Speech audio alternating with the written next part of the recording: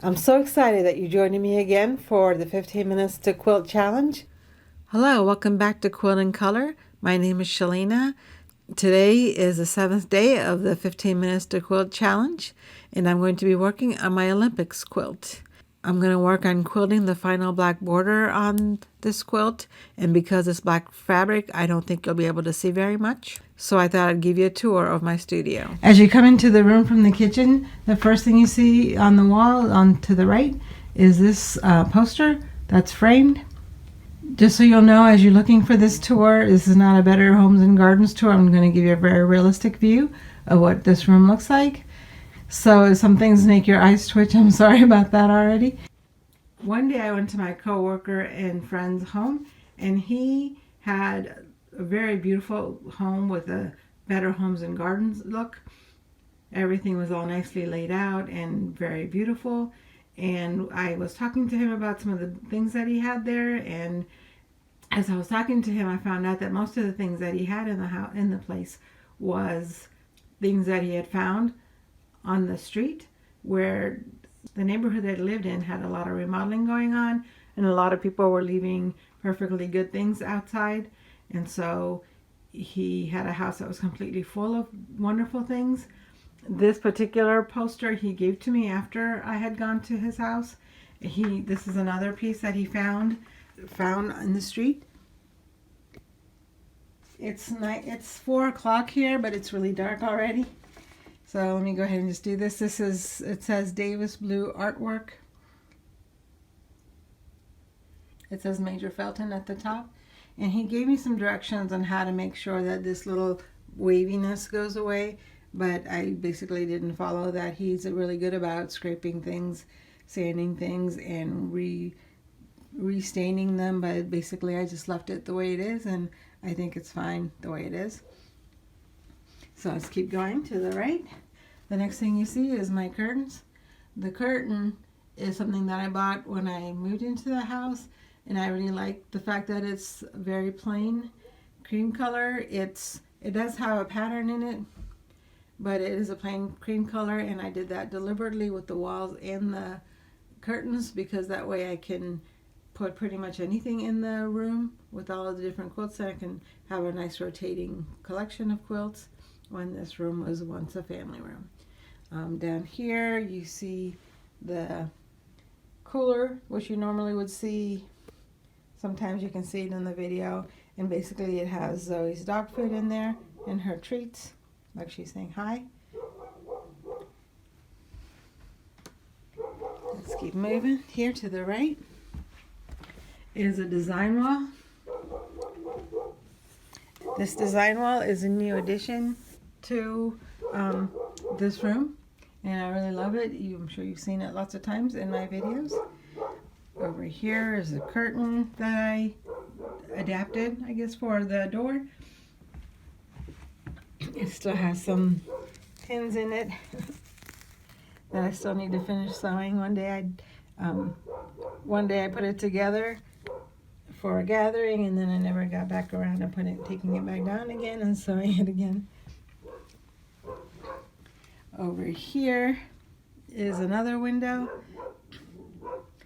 And over here you can see that my curtain rod is down.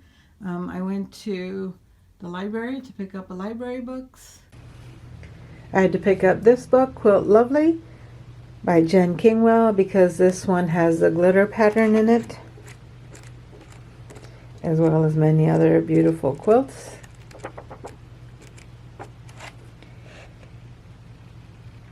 Here's the glitter pattern. I also, while I was there, also got this book, Freeform Embroidery and Quilt Block Extravaganza. Besides the books, I also stopped by at the vet's to get some more anxiety medicine for Zoe. And Zoe likes to panic when she is at home by herself. She's on medication, but it is something that I need to work on her separation anxiety. Over here are some plants. This is something that I learned about from Just Get It Done Quilts, is to cut up batting into really small pieces so you can use it as stuffing. And I do plan on making little, they call them bowl fillers. then I can fill up this bowl with bowl fillers instead of stuffing. So there's some plants. Over here in this corner are unfinished projects. So this is my elephant parade quilt, which I'll be showing you soon. This is the daisy quilt that I'll show you soon. And this box here, I really enjoy this. I used to edit a genealogy newsletter, and I bought this box especially for that. It's got nice little drawers, and I really love this because it's a nice way to add strips. It's a nice way to add cut fabric in different sizes so that I have something to use. I rarely cut scraps ahead of time unless they're for a specific project, so I don't fill this up as much as I used to. But I still like the box because it does come in handy when you have extra scraps, just to try to get the box emptied out. Down here are two cabinets. These are fairly new cabinets. They're like 2 or 3 years old. And each of the drawers in this cabinet are a different project. So you can see that's a dots and dashes project. I'll show you the drawer. Basically, I just put them in the drawer. I don't really try to make it neat in there. The postage stamp quilt. The embroidery, which you'll see hopefully. Lansing Lee's and the elephant parade. That's the rest of that project. And then here there's also other scrap quilts. I haven't labeled these, but I need to do that. I bought some labels to put in there, but I really don't like them because they're really small, so I'm going to buy some black chalkboard labels that I can add so that the words are big enough for me to be able to see and know exactly where everything is. But I actually do remember all the things, even though none of these are labeled. I do remember what's in them. Okay, go back around here. This is a quilt rack with a quilt on it. It's a nice way for me to add a backdrop when I'm sitting in this chair. Over here is the very newest addition to my sewing room. It's the baby lock sewing machine that I won. I have it on top of a table that also has drawers. And it's a table that opens up so I can actually move the sewing machine out, and I'll be able to sew on this machine, on this table. These drawers here are supposed to be kept empty. My plan was to just keep them empty, and that way when I need to clean up the room, I can always just shove things in there, and then I can just take them back out again when I'm ready. My problem is that it's hard for me to go back to them to clean them up. So there's just a bunch of things that are shoved in there. This bottom drawer does have paints and things like that in them. But the rest of them just have batting and other scraps from other projects that I just didn't put away.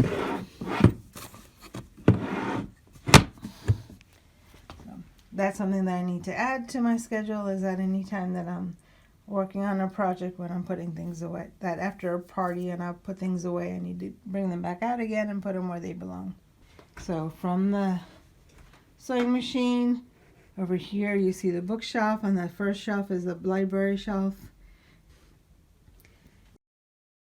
These are the 3 books I just bought. I gave you a tour of my library book collection last year. Then move over to the right.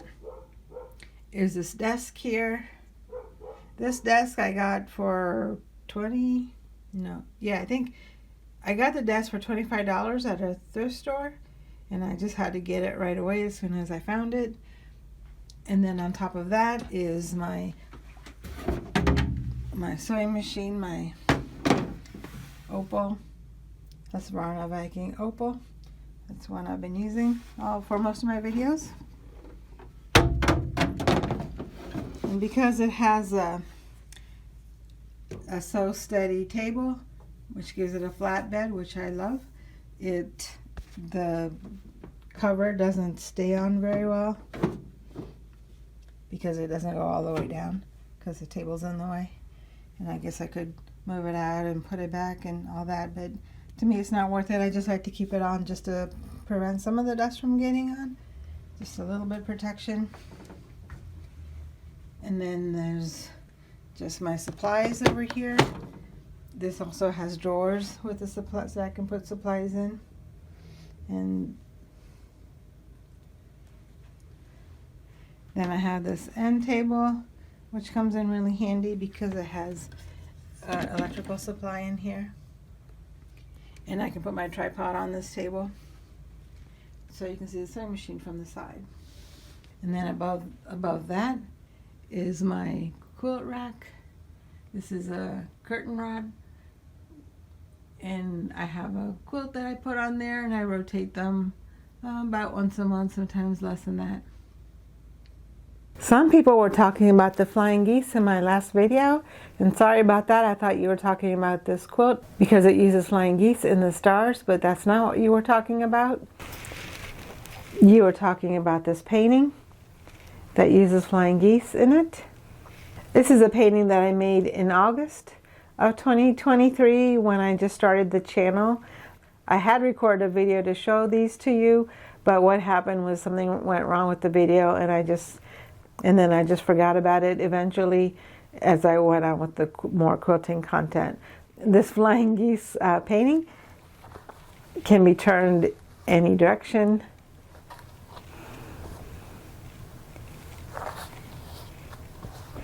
And I really enjoyed making it. It was a lot of fun. In addition, this painting is actually part of a series, so let me show you the rest of the paintings in this series.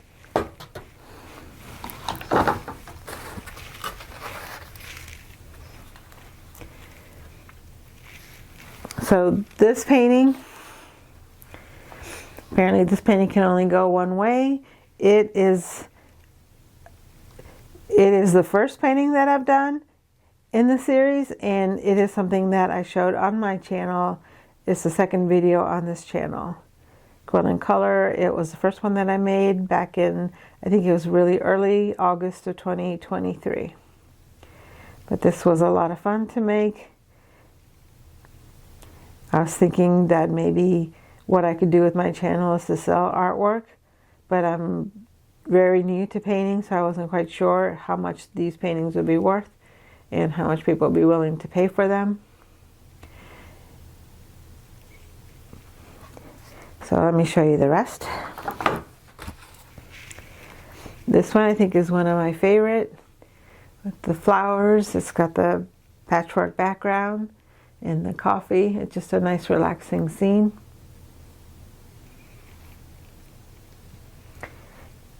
And eventually I think I'm going to have to sign it too. And all of the paintings do have the sides painted.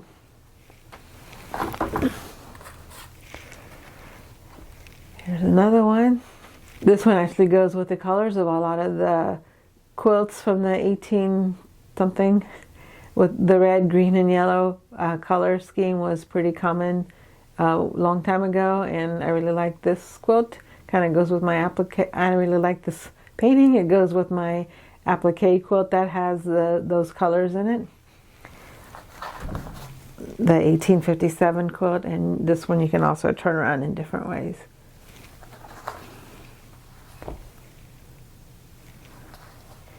I just wanted to randomly put the colors in there instead of trying to make it a more specific color for each, instead of making a pattern with the colors, just to put them in randomly. More like a broken dishes kind of a pattern.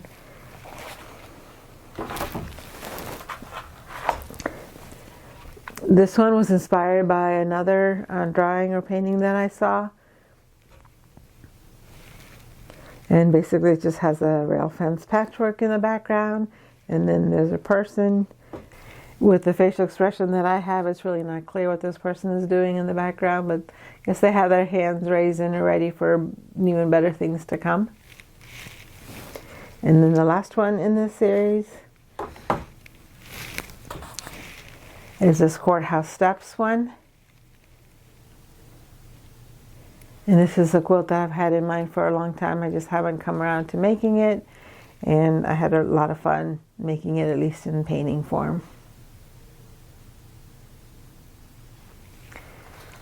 Let me show you all of them together. I like to keep it real here on this channel to show you all the mistakes that I make and the room with the normal messiness that it is, because I do think that that is what is missing on social media, where you see everybody's perfection, where you see the edited version. And even though I am editing a lot of what I say, I'm keeping the room and the reality of the situation as much as I can for you, so that you can see exactly how things are. I do edit out a lot of what I say just because I repeat myself several times to make sure that what I'm saying to you is clear. But overall, the reality of my situation, I let you see the way it is, truly unvarnished, because to me that's what's missing from social media, is that people are missing that perspective of what normal looks like. And I want to show you exactly what my normal is, so that maybe you'll feel better about yourself and how things work out in your sewing room, because we never have perfect days ever. And I think it's necessary that you can see that I don't have a perfect day and I still manage to make quilts, and you can too. And you're not required to be perfect, because nobody is perfect. And then here is a folding table that I use as my ironing table sometimes. This is a folding table. I think I got it for like $20 at an office supply store when it was on sale, and I was just putting it here temporarily for a family gathering, but I really like having this table here. So now it's a permanent addition to the room for now. This is just a water bottle. I like the spray also, because then I don't have to worry about the iron clogging up, because the water is always separate. And then the trash can is on the floor.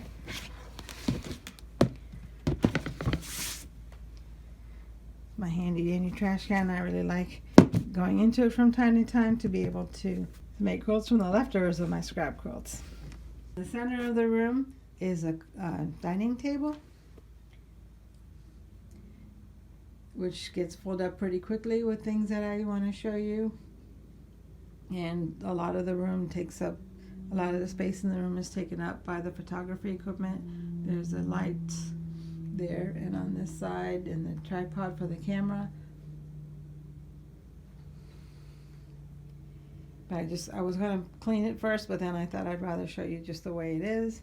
This is a normal level of messiness. It has been worse before, and it has been better before. So that's what it is now. I'll keep the ironing board on the folding table most of the time, but then when I need to have it for a camera, I'll just put it back here on the dining table so that I can show you better what I'm doing. Well, there you have it. I hope that you enjoyed my tour of my sewing space. I do have another room where I store my fabric and other material. Thank you for joining me for this 15 minutes to quilt challenge. I hope you enjoyed this tour of my sewing room. Don't forget to enter for the prizes. There's 2 ways you can enter for the drawing. One is simply to watch the video. Just leave a comment saying something about something that happened in the video today, and you'll get an entry in the drawing. For the other drawing, you can just sew for 15 minutes and let me know what you sewed on today, and you'll get another entry in the drawing. You can get all the details about the challenge in the kickoff video. Thank you for watching. I appreciate all of your support, and I'll see you tomorrow.